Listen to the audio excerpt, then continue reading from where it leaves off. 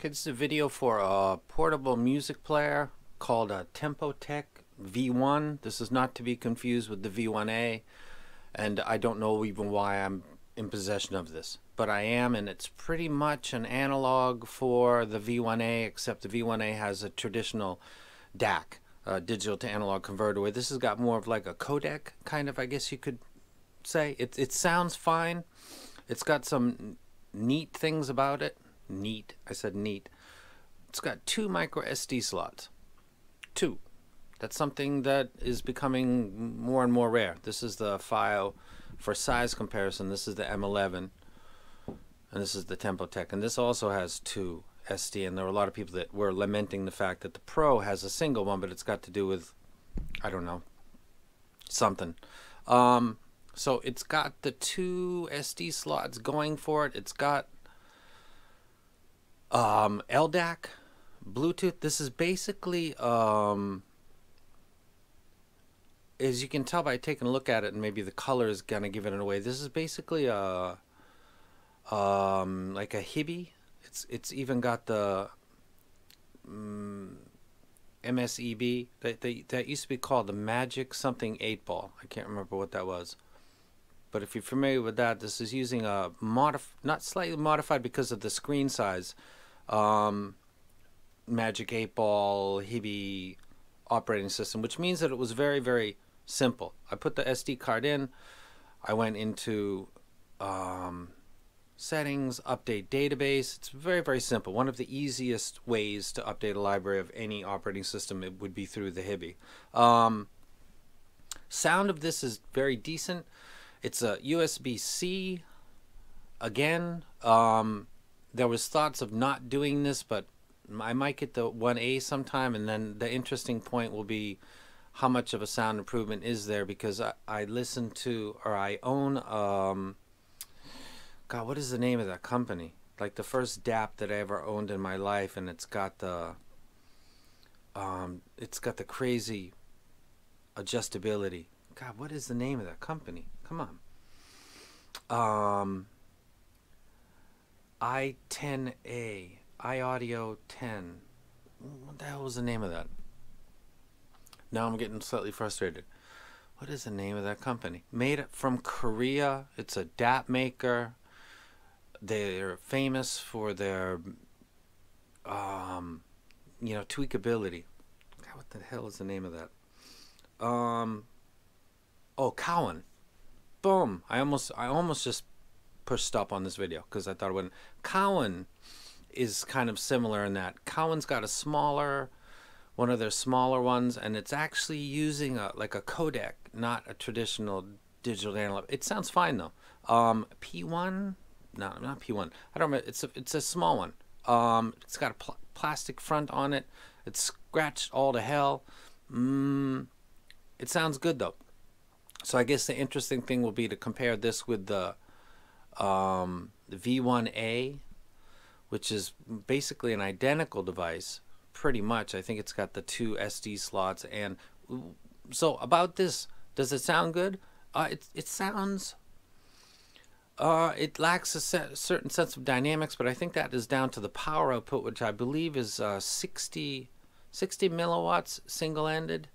This has got coaxial or a 3.5 millimeter out.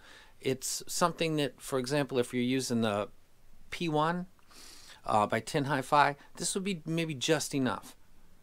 Like, you really wouldn't really have any headroom. So this is something that is for driving easy IEMs and got lots of storage on it. Remember the V1A, if you're thinking, I don't want something without a traditional DAC, they got one.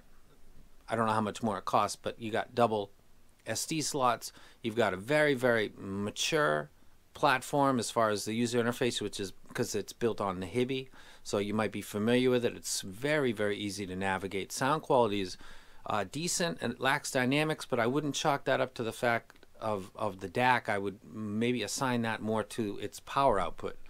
But I don't think that that would be a problem for something like Canas Pro, or something that is not easy, not hard, like right in the middle. This would be fine with that still.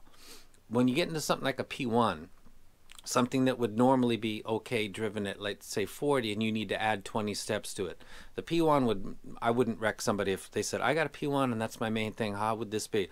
This would be enough, but enough is really not what you're going for. You would like a little more headroom than that. And for headphones, this really wouldn't be that much of an option. So, that's that.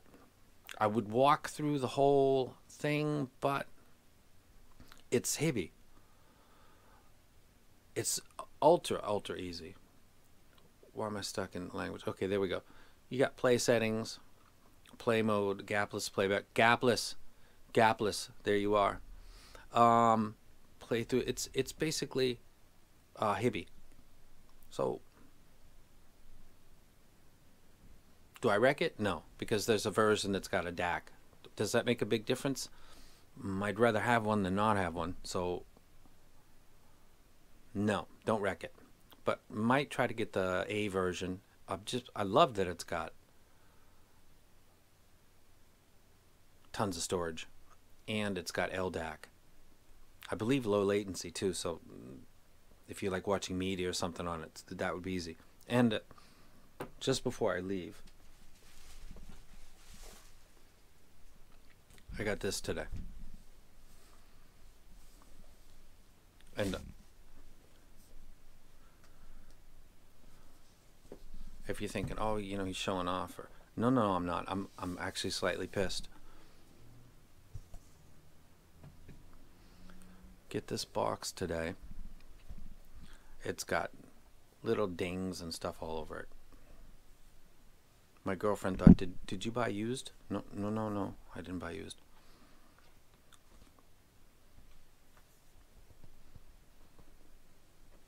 How's that? For all my talk about, and I'll get into that at another time,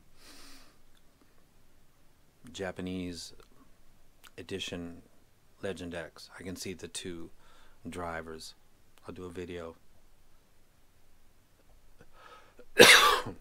for this later. You know, there's some things that you got to have in your life. This is the third time that I've gotten this. Third time. First set was $1,000 set that I got at discount from Jack. That's a story.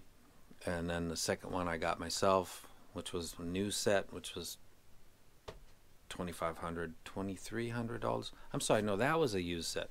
This is a brand new set in a box that's not that great a condition. If I paid $2,500, which I did, I'd like this thing to be in mint condition, especially after I just had that other DAP. So this will be coming up. These are absolutely gorgeous. I'm going to try to keep these for the rest of my life. Yeah, right. But it's gold, and it's a Legend X, so I'm out. Nah, I'm not. Let's finish up properly. So TempoTech, great idea. Very small footprint, tons of storage. Can fit your whole library on here. It's got Bluetooth. It's got an OS that is very familiar. It's touchscreen. Limited in its power output, but I think the size would be a dead giveaway for that. Otherwise, I think it's a really great thing. I didn't know until I looked online that I was holding one that was like the baby version of the one with the DAC, and then thought, why is this in my hand? And then thought, well, since it's pretty much identical otherwise, why not preview the V1A, which is what this video is. So do I wreck this? No. But if the V1A is around the same price or a little more, and you don't use the IEMs that are as hard to drive as the P1, and use, you know, typical stuff like TFZs and, you know, hybrids that are not that typically that hard to drive, yeah, there's people banging on about they want their whole library. Well, you could do that on this set, on this DAP. Is it a DAP without a DAC? There's some food for thought. I don't know. I actually like it though. I'm going to be making a list of my favorite Chifi DAPs, and very sad about the 1969. Sorry about the coughing. This thing's never ending. But I'm going to start to do. I'm going to rank them. What I think is the best for your money. I don't know. This could be something that would be in the top 5 just because it's got easy peasy navigation system. It's got tons of storage. It's got LDAC. I think it's got low latency too, so it's got basically about the highest protocol available for a wireless audio transfer, in a nice small easy form factor at a price that, if this is like 150 and below with the DAC version, which I think is an ASA A and K, yeah, I would wreck that. So this is kind of a preview. So if someone comes in the comments and says, yeah, the other one's only 20 bucks more, wreck, and I'm out. Live on stage with hoes yelling my name. To be precise, ripping mics is the light of my life. You frontin' like you trifle, never pulled the heist.